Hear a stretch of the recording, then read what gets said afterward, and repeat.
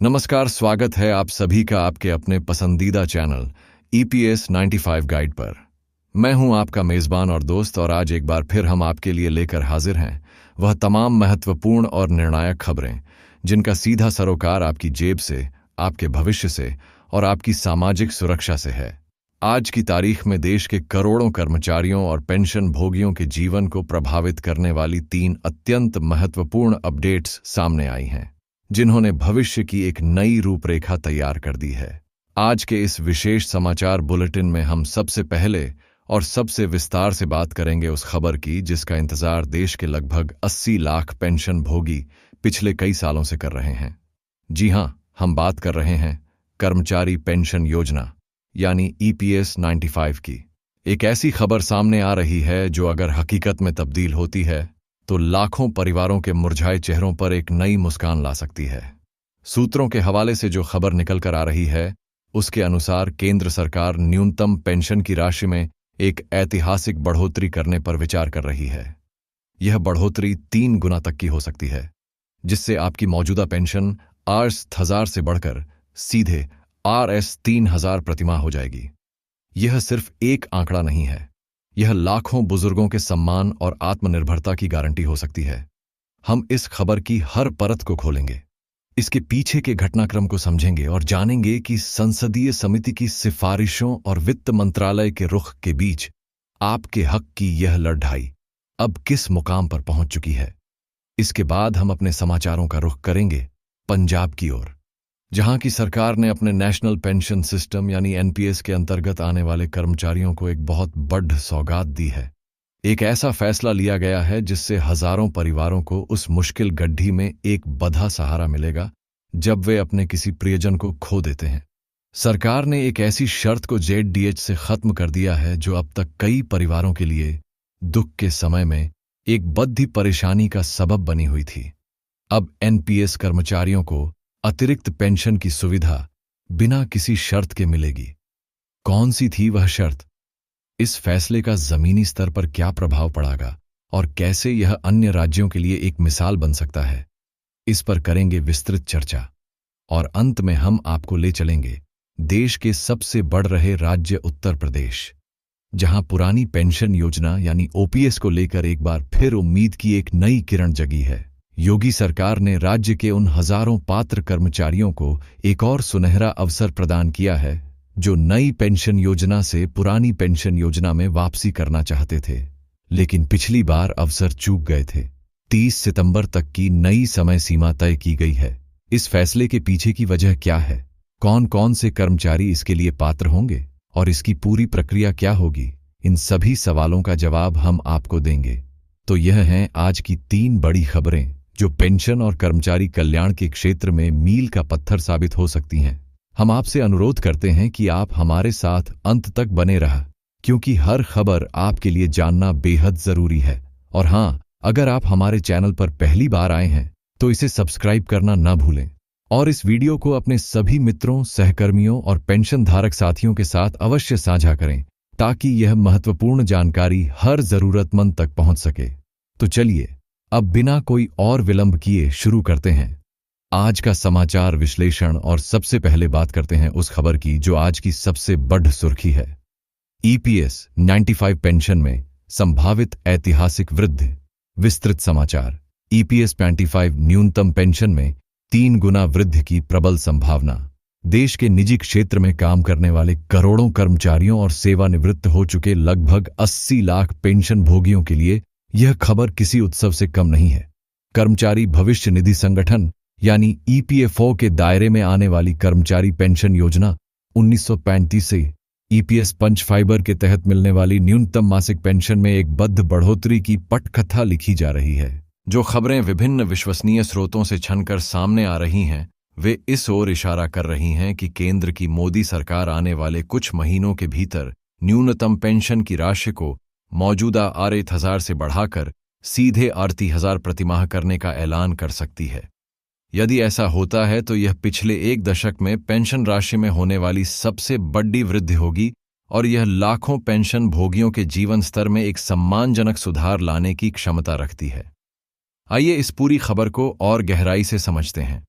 सबसे पहले यह जानना जरूरी है कि आखिर यह EPS 95 योजना है क्या। यह योजना निजी क्षेत्र के संगठित कर्मचारियों के लिए एक सामाजिक सुरक्षा कवच की तरह काम करती है। जब कोई कर्मचारी नौकरी में होता है तो उसकी तनख्वाह से कटने वाले भविष्य निधि PF में नियोक्ता द्वारा भी एक अंशदान किया जाता है। नियोक्ता के इस हिस्से का एक अंश, जो कि 8.33% होता है, वह कर्मचारी पेंशन योजना के खाते में जमा होता है। इसी जमा राशि के आधार पर कर्मचारी के सेवानिवृत्त होने पर उसे पेंशन दी जाती है। वर्तमान में इस योजना के तहत लगभग 1,86,000 संस्थान पंजीकृत हैं और करीब 80 लाख पेंशन भोगी इससे लाभान्वित हो रहे हैं। अब सवाल यह उठता है कि इस बढ़ोतरी की जरूरत क्यों महसूस की जा रही है। इसका जवाब महंगाई के आंकड़ों और पेंशन भोगियों की वास्तविक स्थिति में छिपा है। आपको याद दिला दें कि केंद्र सरकार ने आखिरी बार साल 2014 में इस न्यूनतम पेंशन की राशि में बढ़ोतरी की थी। उस समय इसे महज Rs850 प्रतिमाह से बढ़ाकर Rs8000 प्रतिमाह किया गया था।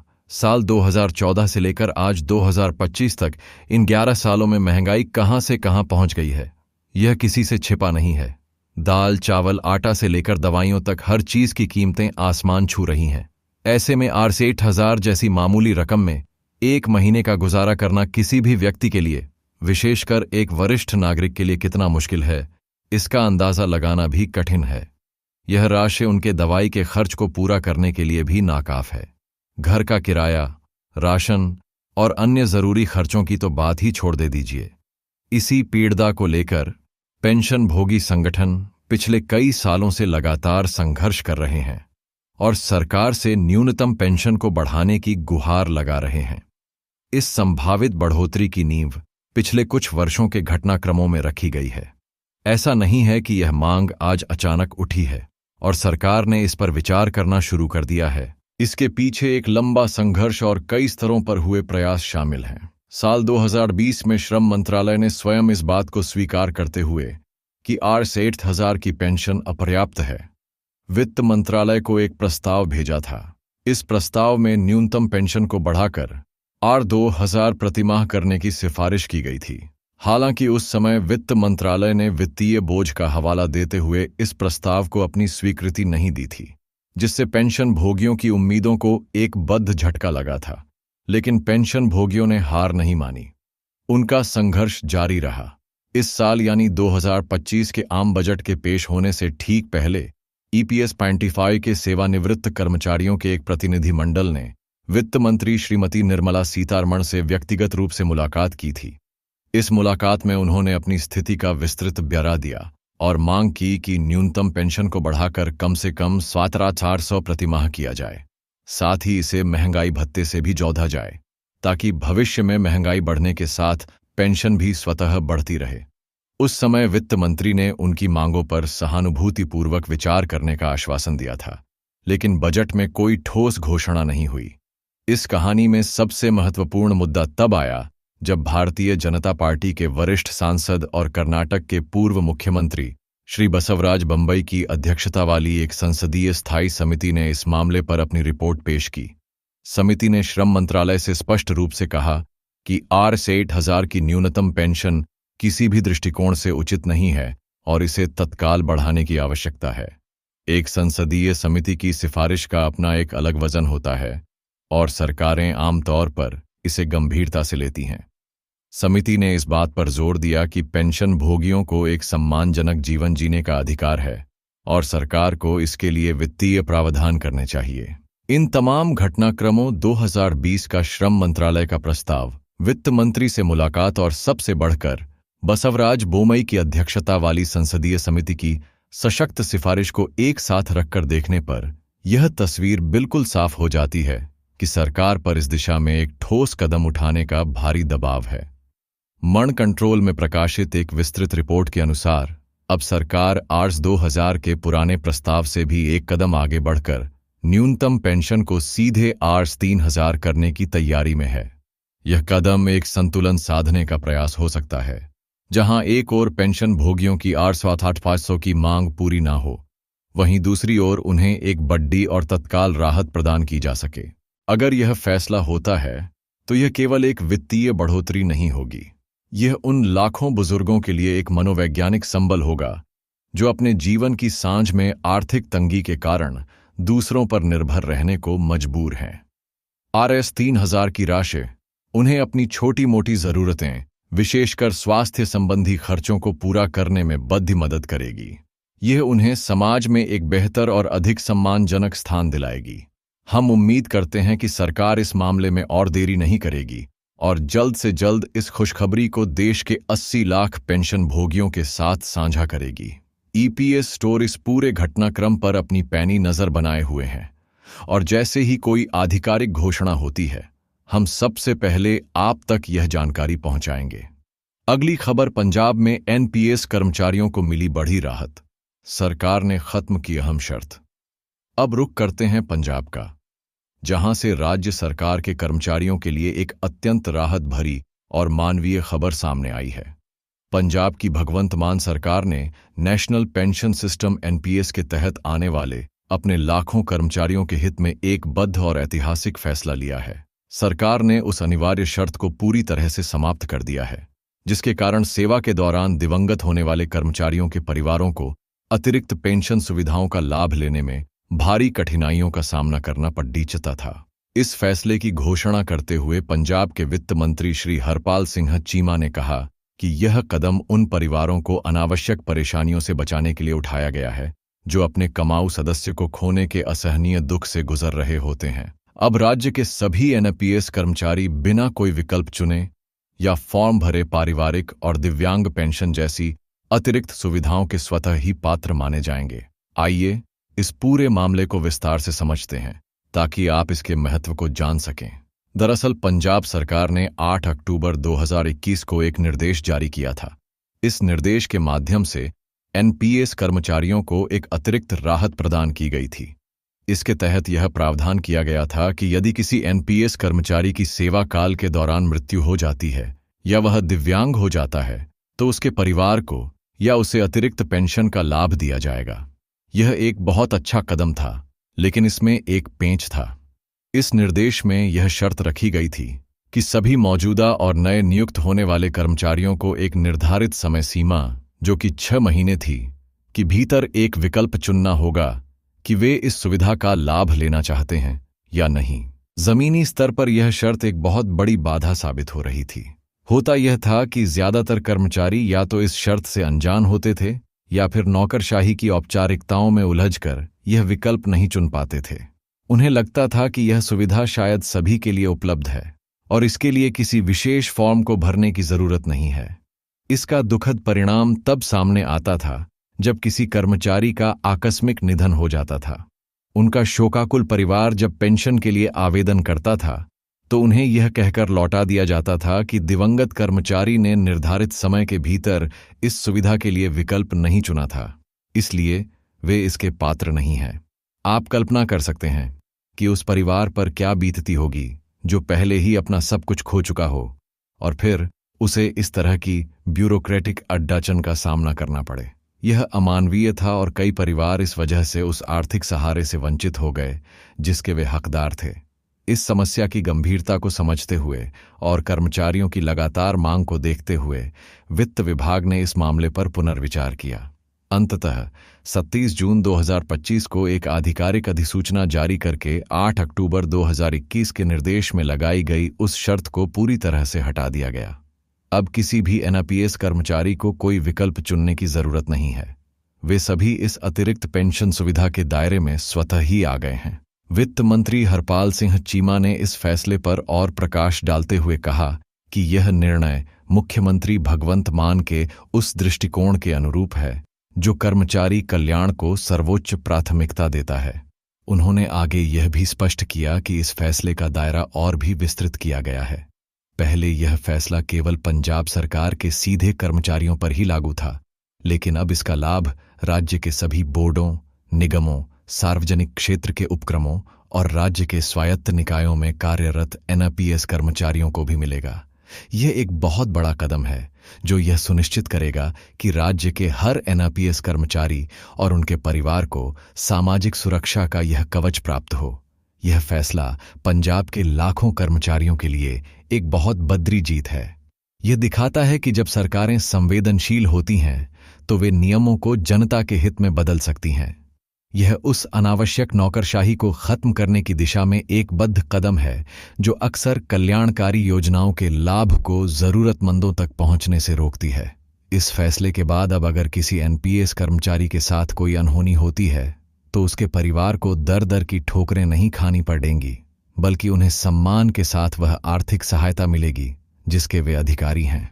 अंतिम खबर, उत्तर प्रदेश में ओपीएस का विकल्प चुनने का एक और अवसर, नई तारीखें घोषित। और अब चलते हैं भारत के सबसे अधिक आबादी वाले राज्य उत्तर प्रदेश की ओर, जहां पुरानी पेंशन योजना ओल्ड पेंशन स्कीम ओपीएस को लेकर राज्य सरकार ने एक महत्वपूर्ण निर्णय लिया है।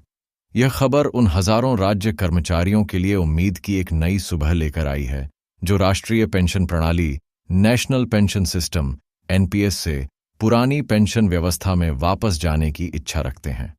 उत्तर प्रदेश की योगी आदित्यनाथ सरकार ने ऐसे पात्र कार्मिकों को पुरानी पेंशन योजना का विकल्प चुनने के लिए एक और मौका दिया है और इसके लिए नई समय सीमा की घोषणा कर दी है।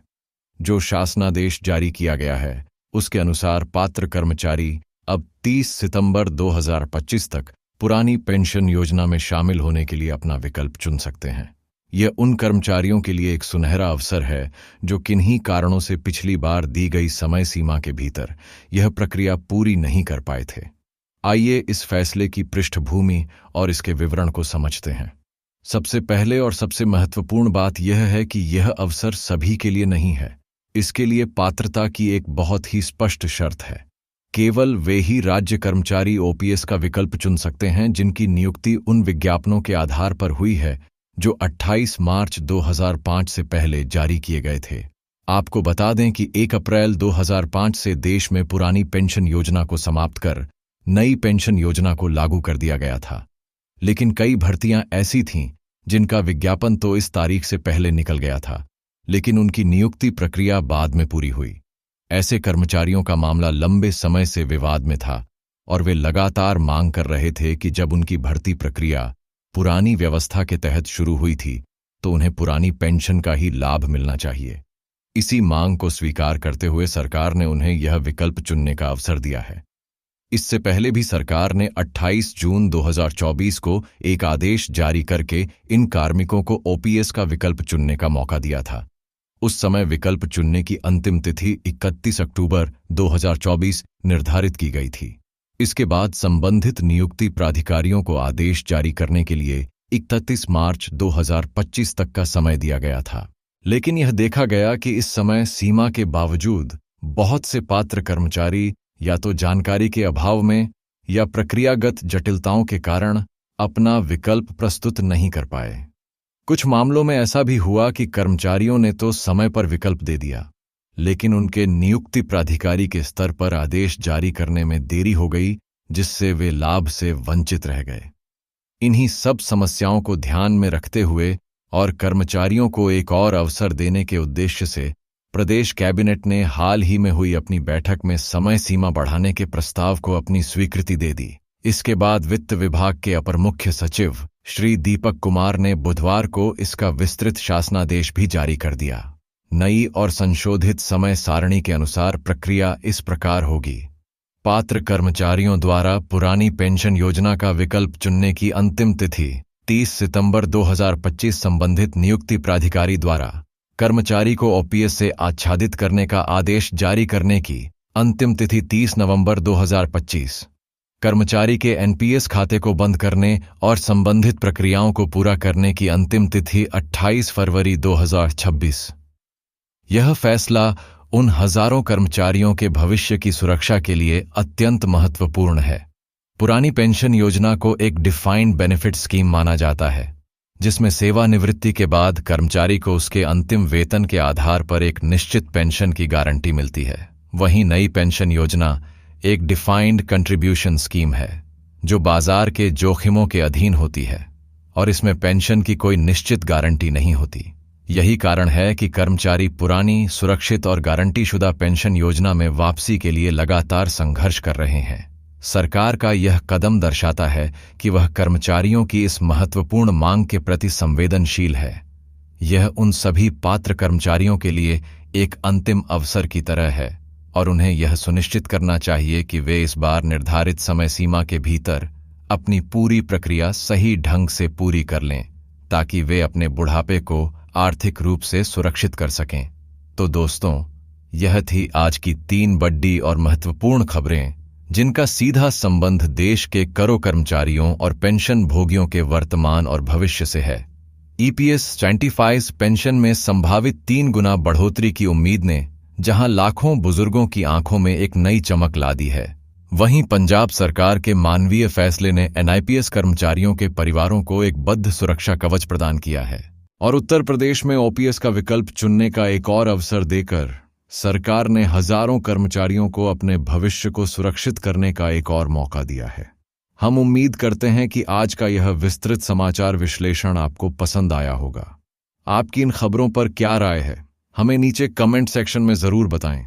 हम EPS स्टोर पर हमेशा आपकी आवाज बनने का प्रयास करते रहेंगे। अगर आपने अभी तक हमारे चैनल को सब्सक्राइब नहीं किया है तो कृपया अभी कर लें और बेल आइकॉन को दबाना ना भूलें ताकि हर जरूरी खबर आप तक सबसे पहले पहुंचे। आज के लिए बस इतना ही। हमें दीजिए इजाजत। आप सभी स्वस्थ रहें, सुरक्षित रहें। धन्यवाद। जय हिंद।